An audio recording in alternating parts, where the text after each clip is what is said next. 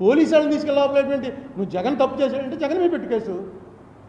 జగన్ వచ్చి నిన్ను లోపలెట్టాడు, నువ్వు వెళ్ళి జగన్ లోపలెట్టు. అసలు రేపు నుంచే పోలీసు వాళ్ళు ఎవడన్నా ఇప్పుడు ఎమ్మెల్యేలు వాళ్ళు ఫోన్ చేసి చెప్తుంటారు, ఏమండి ఏంటి ఇంకా అరెస్ట్ చేయలేదు అరుణ్ కుమార్ని, నేను చెప్పాం అంటే రాసి పంపించండి, ఆ కాగితం నోటరీ చేయించండి, ఆ నోటరీ చేయించి ఆ కాగితం పంపిస్తే ఆ కాగితం నేను ముందు వెరిఫై చేస్తాను, మీదో కాదో వెరిఫై చేసి అప్పుడు యాక్షన్ తీసుకుంటాను. పోలీసు వాళ్ళు ఎవడమాట అండి. ఇంకా ఇప్పటికే పోలీసు ఉద్యోగం అంటే ఎవడధికారులు కేడీగాడిని తీసుకొచ్చి లోపలికి వెళ్ళి సార్ అంటున్నారు. ఏమో రేపాడు ఎమ్మెల్యే అవుతాడో ఎంపీ అవుతాడో, ఎందుకు వచ్చిన రిస్క్ వాళ్ళతోటి. మనలాంటి మామూలు మనుషులనే ఉన్న వాళ్ళు అరెస్ట్ చేస్తారు, కానీ కేడీగాళ్ళని వాళ్ళని అరెస్ట్ చేయడం మానేశారు. డీజీ అంటే ఇంకేముంది, ఇంకా డీజీ అంటే అయిపోయింది, టాప్ లెవెల్కి వచ్చాడు అతన్ని.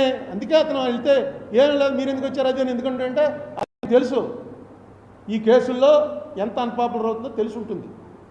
అందుకని అవనండి అంటాడు.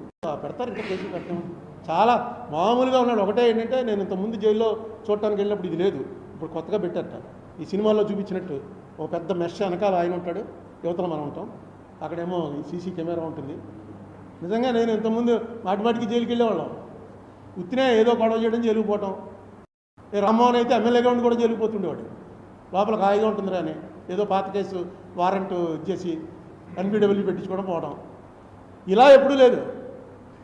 సరే తీసుకెళ్ళారు, డీజీనే తీసుకెళ్ళి లోపల పెట్టారు. సరే రేపు పొద్దున్న నుంచి దాంట్లో మొత్తం డిఎస్పీలు ఎస్పీలు వీళ్ళందరూ ఉన్నారు, పోలీసులు అందరూ.